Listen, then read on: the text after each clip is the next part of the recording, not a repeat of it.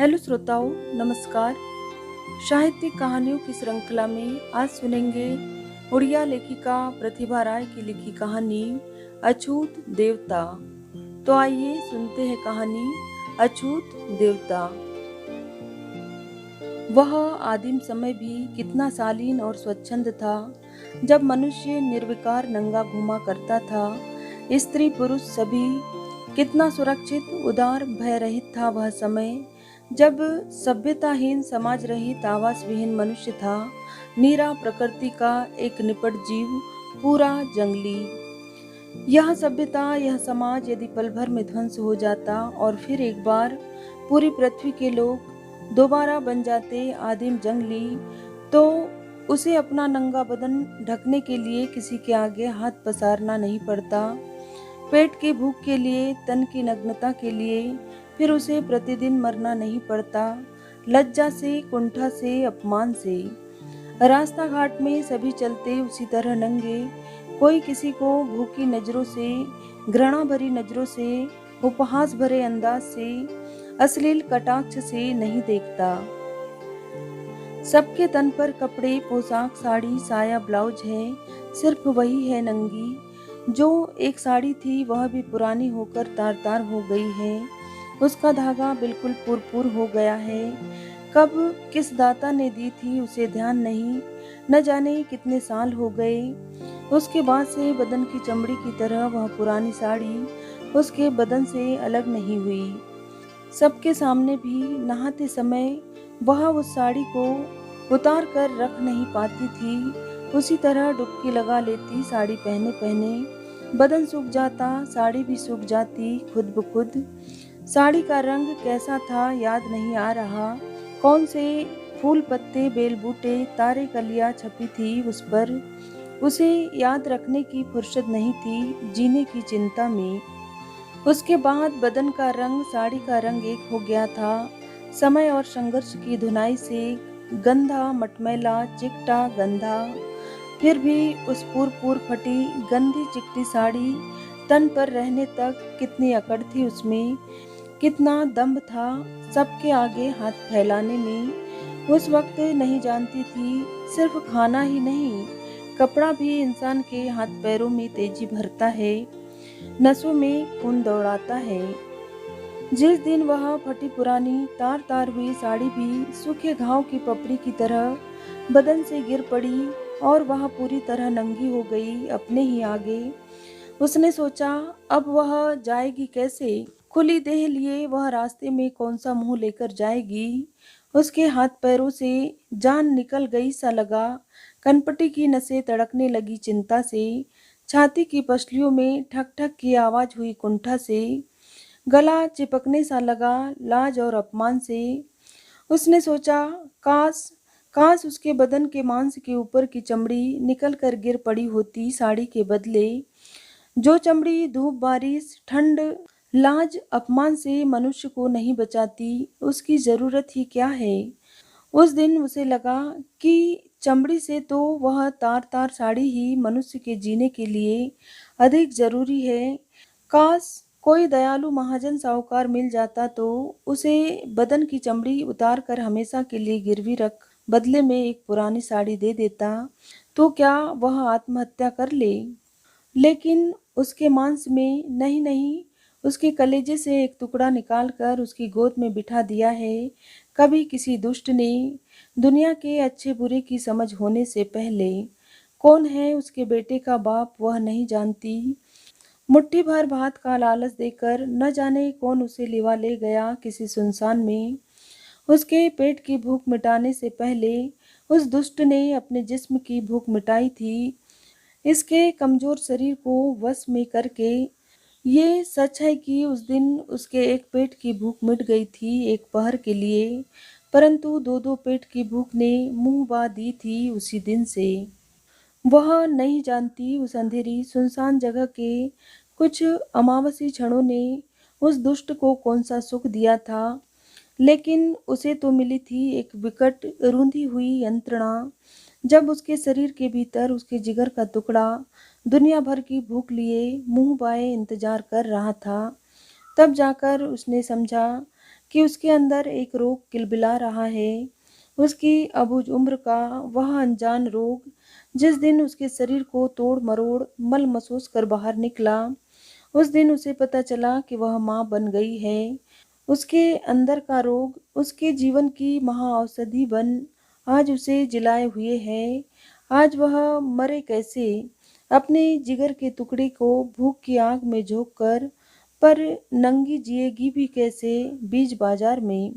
2 दिन तक वह शहर में मुंह छिपाए भीड़ भाड़ से बसते हुए जंगल में जाकर छिप गई। मैली सड़क पर पैबंद लगे चारकोल सी सूखी छाती से चिपका हुआ है वह जिगर का टुकड़ा। चूस रहा है उसका खून, है ही कितना खून उसकी छाती में। वह जिगर का टुकड़ा कटे केचुए सा तड़प रहा है भूख से, उसकी छाती से लटक कर। उसके भी पेट में दाएं दाएं जल रही है आग। उस आग में रोशनी नहीं झलक रही, चहुं ओर से अंधेरा घिर रहा है। वह जान नहीं पाई कि कब मुट्ठी भर भात के लिए वह उसी तरह नंगी बीच बाजार में आकर खड़ी हो गई। उसे देखकर कोई खीसे दिखाता है, कोई घृणा से मुंह फेर लेता है, कोई आंख मारता है। उस ओर उसकी नजर नहीं है, यह सब उसकी समझ से परे है। अब वह कोई साड़ी नहीं मांग रही है भात। भात, भात पेट की आग बुझाने के लिए कुछ भी। लोग उसका नंगा बदन देखकर बोले, बदमाश औरत है, बुढ़िया उड़िया नहीं है, ठीक ठाक उम्र है अभी, नाहक नंगी घूम रही है। मांगने पर लोग भात दे रहे हैं, पर एक फटी पुरानी साड़ी नहीं दे रहे हैं। यह भी एक दिखावा है, पेट पालने का एक गंदा घिनौना बहाना है। लोगों ने धुतकारा, पर किसी ने कपड़ा नहीं दिया। घृणा से पत्थर तो फेंका, पर एक टुकड़ा कपड़ा उस पर किसी ने नहीं फेंका। वह जानती है, जो लोग लाज से मुंह फेर कर उसे धुतकार रहे थे, वे ही लोग अपनी जिद्दी आंखों की ओट से उसकी नग्नता को एक बार उपभोग किए बिना नहीं छोड़ते थे। मानो उसका शरीर अन्य सबके शरीर से अलग हो। उसके बदन में जो कुछ है, मानो कपड़ा पहने बदन में वह नहीं है। कभी न देखी चीजें देखने सा आंखें फाड़े छोटे से लेकर बड़े तक सभी उसे घूर रहे थे। सभ्य समाज के मुख्य मार्ग पर अश्लीलता के कीटाणु फैलाती वह घूम रही है, कहकर लोग उसे अश्लील भाषा में गाली गलौज दे रहे थे। उसे ऐसा लग रहा था कि उसके बदन की नग्नता से उसकी नंगी भाषा अधिक अश्लील है, पर विरोध करने का उसे चारा नहीं। वह समाज के आगे हाथ पसारे सम्मान नहीं मांग रही, भात मांग रही है। कपड़े से भात की जरूरत ज्यादा है, यह बात उससे अधिक और कौन जानता है। हालांकि शुरू शुरू में उसे बड़ा संकोच होता था। ऐसा लगता था बिल्ली कुत्ते से लेकर पेड़ पत्ते तक मानो सभी उसके खुले बदन में समा रहे हैं डायनी दृष्टि से।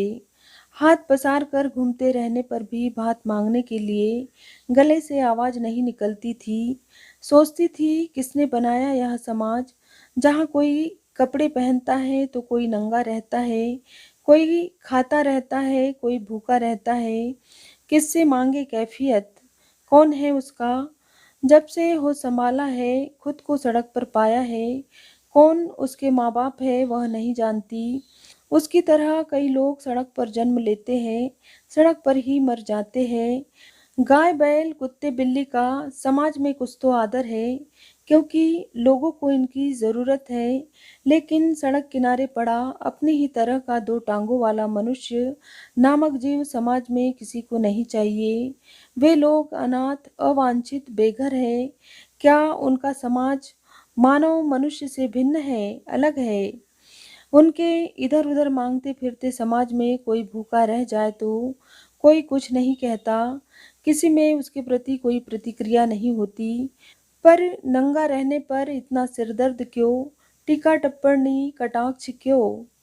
अपने सूखे फुरफुर बालों को दो भागों में बांटकर वह सामने खुली छाती पर बिखेर लेती है। इतने से कुछ शर्म कम हो, यही उसका उद्देश्य है। ईश्वर की सृष्टि में भात के बिना भी भूख होती है, कपड़े के बिना भी शरीर बढ़ सकता है, तेल के बिना भी जूड़े में बालों का ज्वर उमड़ सकता है। वाकई ईश्वर कितना तटस्थ है। अब वह आधी निश्चिंत हुई, क्योंकि अपने आधे शरीर की लाज उसने ढक ली है। अब तो दाता देगा मुट्ठी भर भात। पर यह क्या, उसके खुले बालों को देख लोगों ने कहा पगली है।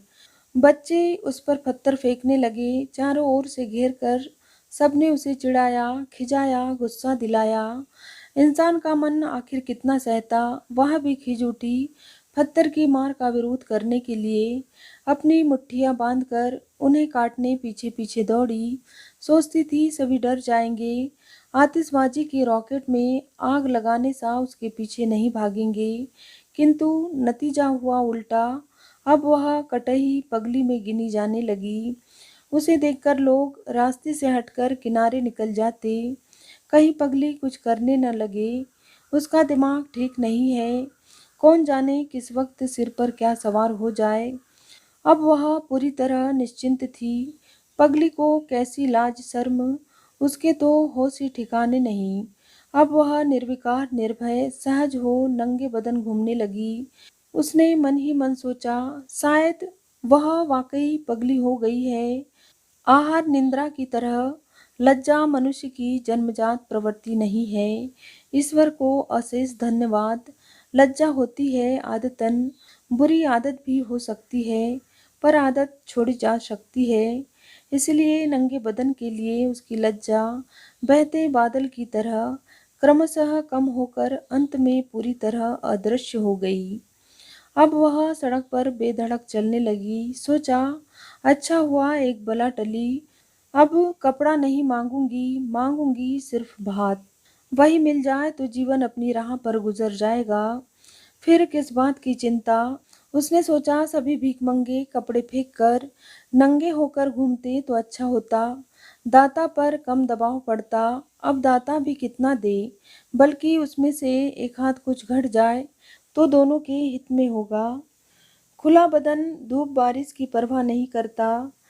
गरीब का अपने सिर की खोपड़ी ही धूप में छाता है। बदन पर चमड़े का आवरण बरसाती है, पर ठंड के नुकीले नाखून दांत खोपड़ी और चमड़ी भेद मगज और मज्जा को नोच डालते हैं।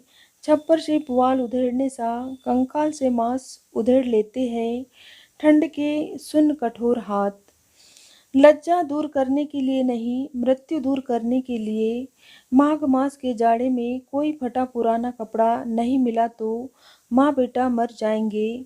जंगली लोगों के पास कपड़े नहीं थे, पेड़ के छिलके तो थे, घर नहीं थे, पहाड़ की गुफाएं तो थी। उसके सिर पर छप्पर नहीं है, शरीर ढकने के लिए कपड़ा नहीं है। इतनी लंबी ठंड सहेगी कैसे। पर पगली को कोई क्यों दे कपड़े। वह क्या कोई देवी देवता है जो उसे सूत का कपड़ा देने पर दाता के लिए थान भर कपड़ा बनकर वापस मिलेगा। उसके मुंह का आशीर्वचन क्या वरदान बनकर फलेगा दाता के जीवन में, जो उसे कपड़ा कंबल देंगे। मंदिर के अहाते के बाहर दीवार से टिककर पगली ठंड सहने की नाहक कोशिश करती और देवी देवता से मन ही मन काफी ईर्ष्या करती, कोसती, अभिशाप देती। क्यों दिया देवता ने उसे मानव शरीर। अपनी तरह काट पत्थर की काया देते तो वह कपड़ा नहीं मांगती, भात नहीं मांगती, बल्कि अमर हो बैठी रहती एक जगह। कितनी कितनी साड़ियाँ चढ़ाते हैं देवताओं को दाता लोग। हजार हजार रुपए होती है उन साड़ियों की कीमत। सूती, रेशमी, बनारसी, भांति भांति के है कपड़े। पगली की आंखें चौंधिया जाती है देवता के आगे दाताओं को साड़ियाँ चढ़ाते देखकर। जबकि उन्हीं दाताओं से कितनी मिन्नतें करने पर भी उसे एक फटी पुरानी साड़ी तक के लिए निराश होना पड़ा है। कमर जली पगली को साड़ी देने से बदले में क्या फायदा है। देवी देवता के बदन में वही साड़ी लपेटने के बाद पुजारी ले जाते हैं, बस उतना ही। सिर्फ एक ही बार दाता की मुराद पूरी होने का मूलधन वह साड़ी देवी देवता लपेटते हैं। उसके बाद वह जूठी साड़ी देवी देवता नहीं पहनते। क्या होता है, प्रतिदिन दाता द्वारा देवता पर चढ़ाई गई इतनी साड़ियों, थान, कपड़ों का कौन जाने। पंडा पुजारियों से इस बारे में नहीं पूछा है पगली ने। कहीं कोप न करे, श्राप न दे दे। कहेंगे तू जूठे पत्ते उठाने वाली औरत। तू कौन होती है बाघ का मोल करने वाली। मंदिर के मुख्य द्वार की सीध पर पगली पड़ी रहती है अपने बच्चे को लिए। धार्मिक लोग मंदिर आते हैं, कहीं कोई कपड़े का टुकड़ा, मुट्ठी भर प्रसाद देगा, इसी भरोसे से। देवता को कई तरह के प्रसाद का भोग लगता है, कटोरा नहीं, न ही थाली भर, बल्कि हंडे भर भर कर। देवता को हाथ बढ़ाकर प्रसाद खाते उसने कभी नहीं देखा। कहते हैं प्रसाद की स्वादिष्ट महक से ही देवता का पेट भर जाता है, पर तरह तरह के प्रसाद के महक से पगली के पेट की भूख बढ़ जाती है। पेट में हुत हुत करके आग भड़क उठती है। जी करता है हाथ बढ़ाकर कम से कम मुट्ठी भर प्रसाद अन्न ले आए, झोंक दे पेट में, पर पगली का हाथ इतनी दूर नहीं पहुंचता। पगली का भाग्य छोटा है, हाथ भी छोटे हैं, किंतु देवता हाथ बढ़ाकर प्रसाद क्यों नहीं खाते। वे तो महाबाहु है। यदि उनके पेट में भूख नहीं है तो लोग उन्हें रोज इतना प्रसाद परोसते क्यों है। रोज इतना प्रसाद जाता कहाँ है। जिसके पेट में इतनी भूख है उसे प्रसाद न देकर न खाने वाले देवता को इतना प्रसाद देने में भला क्या लाभ है। क्या पंडित पुजारियों से पूछे इस बात का रहस्य, पर नहीं, वह तो जूठे पत्ते उठाने वाली है। हर रोज इतना इतना खाद्य वह देखती है, महक लेती है, यही बड़ी बात है। यदि यही बंद हो जाए तो फिर जिएगी किसके सहारे। प्रसाद की महक से जी उठता है मरता बच्चा, चिचोड़ने लग जाता है माँ की सूखी छाती। प्रसाद की महक से बच्चे में स्फूर्ति भर जाती है, यही बड़ी बात है। मंदिर के बाहर बैठी मंदिर के भीतर देवता की दिन प्रतिदिन की लीला देखती रहती है वह पगली। सोचती है देवता की लीला है या मनुष्य की लीला। देवता कुछ नहीं करता, मनुष्य ही करता है सब कुछ। लकड़ी पत्थर के देवता को खाना कपड़ा फूल चंदन धूप अगरू कुछ नहीं चाहिए। फूल चंदन से ही पूजा करने पर लकड़ी चंदन यदि देवता बन जाए तो रोजाना मंचों पर मंडपों पर नेता वक्ता प्रवक्ता फूल की माला पहन देवता बन जाते। जो सबके पालनहार देव विधाता है उसके पास क्या नहीं है। जो मनुष्य के दिए फूलों की माला कपड़े प्रसाद की बाट जोहेंगे। सुंदरता के लिए आभूषण की क्या आवश्यकता, निर्लेप के लिए महक क्यों, निर्लिप्त के लिए नैवेद्य क्यों। शीतलहर और भूख की आग तीव्र होने पर पगली सिर्फ इतना गुहार लगाती, प्रभु मुझे अपनी तरह काठ पत्थर का बना दो, फिर न भात मांगूंगी न कपड़ा, सिर्फ तुम्हारी तरह संसार की माया देख मंद मंद मुस्कुराती रहूंगी, लकड़ी बन एक ही जगह बैठी रहूंगी। उस दिन उसी की आंखों के सामने हंडे का हंडा प्रसाद मिट्टी कोड़कर गाड़ दिया गया। न जाने क्यों प्रसाद सूतक हो गया, देवता को चढ़ाने लायक नहीं रहा, इसीलिए इतनी सारी मनुष्य के खाने की चीजें गाड़ दी पंडों ने। हंडे भर भर प्रसाद, जैसा रंग वैसी महक, उतने खाने से तो हम माँ बेटे दोनों की आयु रेखा आखिरी छोर तक पहुंच गई होती। प्रसाद सूतक क्यों हो जाता है। यदि सूतक हो गया और देवता ने नहीं खाया तो न सही, पगली और उसका बेटा तो खूब चाव से खा सकते थे। मंदिर के नीति नियम के बारे में पगली कौन होती है मुंह खोलने वाली। नीच औरत, तिस पर जाति पाति का अता पता नहीं। पगली की जाति क्या है, ब्राह्मण या डोम, क्या है उसका धर्म, हिंदू या मुसलमान या और कुछ। यह बात मालूम होगी तो होगी देवता को, पर पगली इस बारे में नहीं जानती। वह केवल इतना ही जानती है, वह केवल इतना जानती है, जाति गोत्र धर्म का पक्षपात भूख दुख नहीं करते। ठंड धूप जरा मृत्यु आदि जाति गोत्र देखकर पक्षपात नहीं करते। मनुष्य के बीच किसने जाति गोत्र की दीवार खड़ी की, खुद मनुष्य ने या देवता ने। कितना अच्छा था वह समय जब मनुष्य की जाति गोत्र जैसी कोई चीज नहीं थी। पगली का जाति गोत्र मालूम न होने के कारण वह देवता के पास नहीं जा सकती, वरना वह देवता के सिंहासन के पिछवाड़े अंधेरी गुफा में अपना नंगा शरीर छिपा सकती थी। मंदिर के अहाते में कहीं भी सिर छिपाकर ओस बारिश से बच जाती। कुछ नहीं तो देवता को पकड़कर काफी देर तक रो तो सकती थी। पगली की छाती में जोक सा चिपका खून चूसने वाला बच्चा उस दिन न जाने कब ठुकुर ठुकुर डग बढ़ाता हुआ मंदिर के अहाते में जाकर हाजिर हो गया। पगली का थका हारा शरीर कुछ देर तक निढाल पड़ा था अहाते के बाहर। इतनी सी देर में इतना बड़ा कांड, महाप्रलय हो गया। हंडा भर भर प्रसाद देवता के भोग चढ़ाने को ढोया जा रहा था। वह बच्चा हाथ पसार कर मुंह से थप थप लार बहाता रुक रुक कर तुतली बोली में विनती कर रहा था। दे बात दे भूख भूख दे खाऊ खाऊ। पंडे पुजारी भौचक, देवता भी बिल्कुल कठिया गए।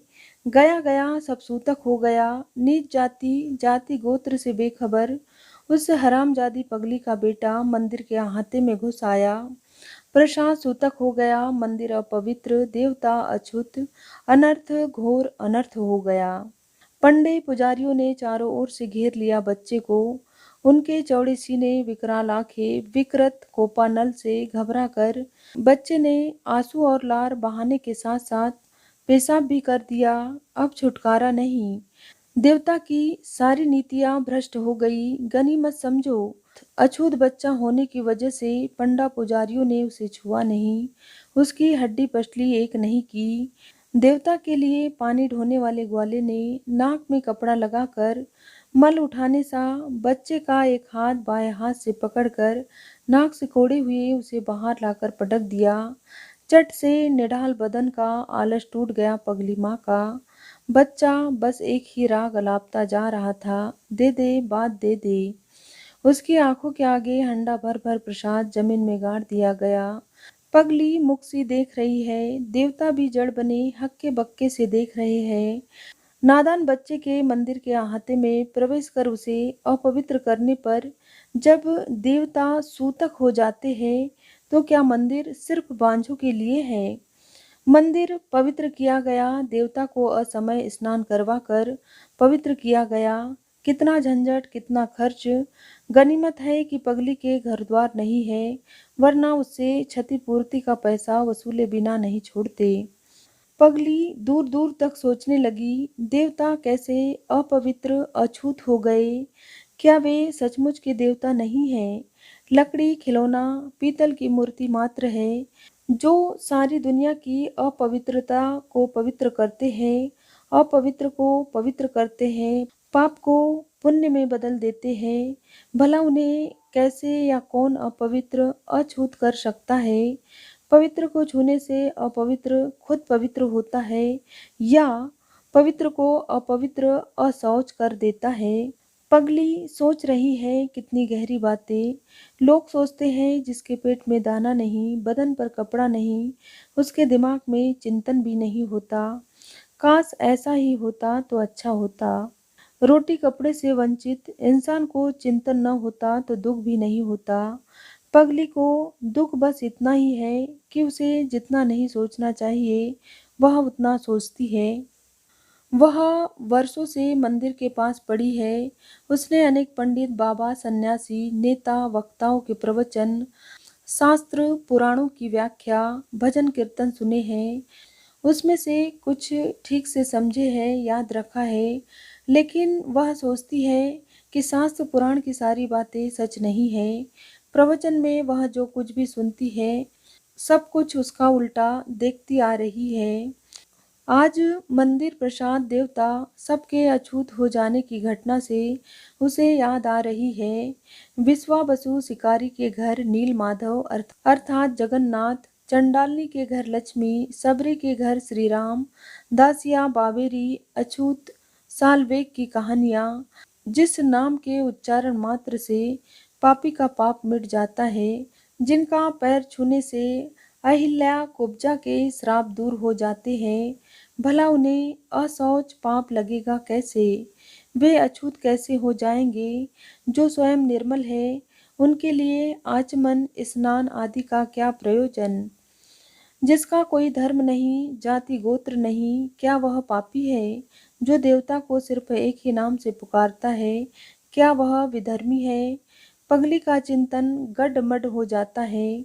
अपनी बातें वह किससे कहे, कहे भी तो कौन सुनेगा उसकी बातें, कौन देगा उसके सवालों का जवाब। जिसके विचारों का कोई मूल्य नहीं, उसके मस्तिष्क में भगवान ने चिंतन का जाल क्यों बिछाया, दुख बढ़ाने के लिए ही ना। बच्चे को छाती से चिपका कर पगली फिर चुपचाप बैठ जाती है। देखती है भक्त, धर्मात्मा, पुण्य करने वालों की भीड़। उन लोगों को उसने देखा है उनके घरों में, बाजारों में, दुकानों में, धरती की अन्य जगहों पर। और अब देखती है मंदिर में। मंदिर में उनका चेहरा, आंखें अलग दिखती है, वेशभूषा भी दूसरी तरह की। देवताओं को इतना प्रसाद, सोने का मुकुट, रेशमी साड़ी दानपत्र में हजारों रुपए बेझिझक दान कर देते हैं। देवताओं के न मांगने पर भी दाताओं की भीड़ मंदिर में बढ़ती जा रही है। पर उसे एक पैसा, मुट्ठी भर भात, फटी साड़ी तक नहीं दी उन्होंने। जिसने भी उस पर निगाह डाली है, कुंठा से, खिज से, भरतना से। मंदिर में घुसते ही आदमी और तरह का हो जाता है। ठीक मुंह में रंग पोत कर रामलीला में पाठ करने जैसे दिखते हैं सभी। वह तो कभी नहीं घुसी मंदिर में, कैसे जाने मंदिर की महिमा। यदि वह मंदिर में घुसने का एक बार भी मौका पा जाए तो शायद दानी कर्ण की तरह अपना बच्चा भी दान पात्र में डाल दे, बच्चे को छोड़ दे उसके पास। और कुछ संपत्ति तो है भी नहीं। एक चिंता मिट जाती। फिर देवता उसे बचाना चाहते तो बचाते, मारना चाहते तो मारते। देवता को आदमी से इस तरह अछूत बनाकर किसने रखा? आदमी अछूत है या देवता? पगली कुछ समझ नहीं पाती। पगली कभी खुद को अछूत नहीं मानती। तो फिर होंगे तो देवता ही अछूत होंगे। आदमी ने तो कभी देवता को छूने के लिए मना नहीं किया। आदमी को छूने के लिए देवता ने मना किया है। पंडा, पुरोहित, महंत, महाराज के मुंह से जो देवता ही बोलते हैं, खाते हैं, पीते हैं, आशीर्वाद देते हैं, श्राप देते हैं। देवता से सीधे बतियाने की पगली को बहुत इच्छा होती है, पर उपाय कहाँ। आज नांगफनी के कांटे से जाड़े के नुकीले दांत खुले बदन में इस ओर से घुसकर उस ओर निकल रहे हैं। उस तरह सी पैनी ठंड। पगली मंदिर के बाहर बच्चे को चिपकाए पड़ी है। उस पर भले ही बरस जाए ठंड के ओले, बस उसके बदन की उष्मा भर जाए बच्चे के शरीर में। जाड़े के दिनों की वजह से भक्तगण गर्म कपड़े पहनकर मोटे मोटे लग रहे हैं। दुनिया में इतने सारे कपड़े, इतनी पोशाकें हैं, पगली भौचक रह जाती है। इतने सारे कपड़े आदमी एक के ऊपर एक पहनकर ठीक से सांस कैसे खींचता है। उनमें से एक भी कपड़ा पगली को दान कर दे तो उन्हें जाड़ा धर नहीं दबोचेगा, बल्कि पगली ही जाड़े को उल्लू बनाकर छोड़ती। पर यह बात समझता कौन है। बाढ़ के पानी की तरह ठंड चारों ओर से दबोच रही है। उसकी छाती से चिपके हुए, बाहों में भींचे होने पर भी बच्चा ठंड से अकड़ रहा था। ठंड दुनिया के सारे गली गलियारे जानती है। पगली सोचती है, यदि उसकी सारी उम्र उसके बदन से उतरकर बच्चे पर कंबल बन जाती तो उसका माँ बनना सार्थक हो जाता। पर गरीब का सबसे बड़ा शत्रु तो उसकी आयु है। गरीब को जिलाए रखकर उससे बदला लेना ही उसकी नीति है। देवता का वृहद श्रृंगार रूप देख रही है पगली। सिंह द्वार की सीध पर पड़ी वह, रात्रि की पोशाक पर चार चांद लगाने सा सफेद फूलों सा गजरा पैरों तक पहुंचा हुआ है। देवता के कितने भेष, कितनी पोशाक, कितनी साज सजावट पगली की आंखों ने देखे हैं। प्रहर प्रति प्रहर पोशाक बदलना, भोग लगाने के लिए देवता की सेवा में कई लोग दिन रात दौड़ धूप में लगे रहते हैं। पर उनका शरीर थका हुआ, कमजोर, रोगीला तो नहीं दिखता। देवता से और भी चिकना, और भी चौड़ा है उनका चेहरा। शायद देवता की सेवा के पुण्य के बल से उनका चेहरा इतना स्वस्थ, ताजगी भरा है। मटके नुमा तोंद के दिल को संकुचित कर देने पर भी उन्हें जीने में कोई परेशानी नहीं होती। संभवतः जीने के लिए दिल की आवश्यकता नहीं, जीवन में शायद पेट ही सब कुछ है। जिसका पेट जितना बड़ा है उसका दिल उतना ही तंग होने को बाध्य है। दिल बढ़ जाने से उम्र कम हो जाती है। पगली का पेट पीठ से सट गया है। भरपूर दुख से उसका दिल कितना फैल गया है। यदि वह अच्छी जाति की हुई होती तो मंदिर का आहता बुहार कर, देवता के बर्तन मांज कर अपना पेट, अपने बच्चे का पेट वह कितना फैला सकती थी। देवता के लिए छोटे छोटे सिंहासन पर जाड़े के दिनों में गद्दे बिछे हैं। मखमली चादर, तकिए और रेशमी रजाई भी तह करके सजाई जा चुकी है। रात्रि पोशाक में देवता उसी पलंग पर सोएंगे। क्या देवता सचमुच सोते हैं? जब देवता सोते हैं दुनिया की गुहार कौन सुनता है? उतनी देर तक इस विश्व ब्रह्मांड को कौन चलाता है, कौन संभालता है? झूठ है, यह सब झूठ है। पगली को विश्वास नहीं होता। देवता सोते नहीं हैं, वे हमेशा जागते रहते हैं। सुबह तक पलंग, सेज, रजाई उसी तरह साफ तह किए रखे होते हैं। ऐसा नहीं लगता कि उस पर कोई सोया था। देवता की आंखें भी नींद से अलसाई हुई नहीं लगती, हमेशा वही ब्रह्मांड भेदी दृष्टि। तो क्या देवता इतने जोर से उठकर अपना बिस्तर सजाकर फिर से जाकर बैठ जाते हैं अपने सिंहासन पर? मंदिर के पट बंद हो गए, सिंह द्वार के किवाड़ भी बंद हो गए। मंदिर के बाहर सन्नाटा छा गया जाड़े के भय से। इस संसार में चिड़िया के लिए भी सिर छिपाने को घोंसला है, बैठने को डाले है, उड़ने को आकाश है। जबकि पगली इंसान होते हुए भी बेघर है, वह चिड़िया से भी तुच्छ है। पगली अपने बच्चे को छाती तले चिपकाए ठिठुरते ठुठुरते सिंह द्वार की देहरी तक खिसक गई। देहरी के ऊपर थोड़ी सी छत मंदिर के पेट से बाहर निकल आई है। उसके नीचे कुछ उष्मता जो मिलेगी। मनुष्य, देवता, चिड़िया सभी घर के अंदर उष्मता खींच रहे हैं।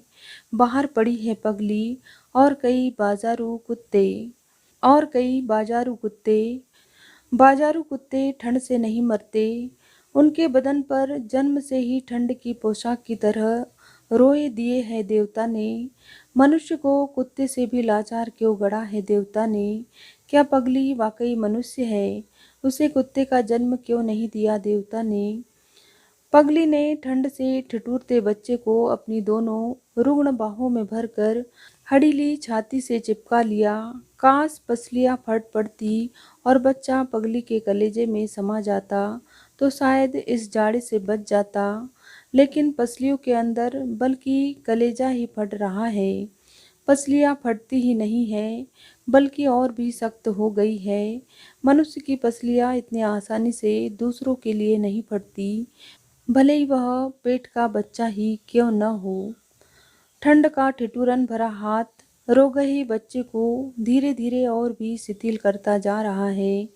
पगली ने केवल एक ही बार पुकारा, प्रभु सिर्फ मेरे बच्चे को जिलाए रखो। इतना कहकर उसने भी बच्चे पर अपनी शिथिल देह छोड़ दी। मनुष्य का दिल ही न मनुष्य के लिए बंद है। आकाश का दिल तो सबके लिए खुला है। आकाश ने परत दर परत कोहरे का कंबल उड़ा दिया माँ बेटे दोनों के नंगे बदन पर। उसके बाद वे लोग नींद में सो गए चट से। फिर न तो ठंड थी न कष्ट था। दूसरे दिन सुबह धूप निकलते ही मंदिर के सिंह द्वार पर मुर्दे पड़े थे। देहरी पर सिर रखे मानो अनंत काल के लिए साष्टांग प्रणाम कर रही है वह औरत। देवता के पट खुलने पर देवता हमेशा की तरह पलंग से उठकर सिंहासन पर विराजमान थे। सेज साज उसी तरह तह किए पड़े थे। चार तह किए रखी हुई थी मखमली रजाई। क्या देवता सचमुच नहीं होते? क्या देवता पर जाड़ा, पाला, धूप, बारिश का असर नहीं होता? पगली को भी अब जाड़ा पाला नहीं लग रहा। देवता जाड़ा, पाला, धूप, बारिश से परे है, पगली भी है। तो क्या पगली और देवता में कोई अंतर नहीं? क्या देवता मनुष्य है? क्या मनुष्य देवता है? इन तत्वों से क्या मिलेगा? सिंह द्वार की देहरी पर मुर्दा पड़े होने का मतलब है देवता सूतक हो गए, मंदिर अछूत हो गया, सब कुछ अशौच अपवित्र हो गया। देवता को पवित्र करने के लिए मंदिर के भीतर तेजी से कामकाज चल रहा है। देवता के महास्नान की तैयारियां चल रही है। जाड़े में देवता को यह दंड, यह बात जानते हुए भी सिंहासन पर मूर्तियां अनजान सी मुस्कुरा रही है। कौन है अनजान, मनुष्य या देवता? पगली भी मुस्कान छोड़ रही है देवता को देख। उसकी मुस्कान सिर्फ देवता को ही दिख रही है, मनुष्य को नहीं दिख रही। मनुष्य को दिख रहा है सिर्फ पगली का बासी, मुर्दा, विभत्स, विकृत, भयंकर। धन्यवाद श्रोताओं। तो ये थी लेखिका प्रतिभा राय की लिखी एक लंबी सी कहानी, अछूत देवता। यदि कहानी आपको अच्छी लगी हो तो मेरे वीडियो को एक लाइक और चैनल को सब्सक्राइब जरूर करें। Thank you.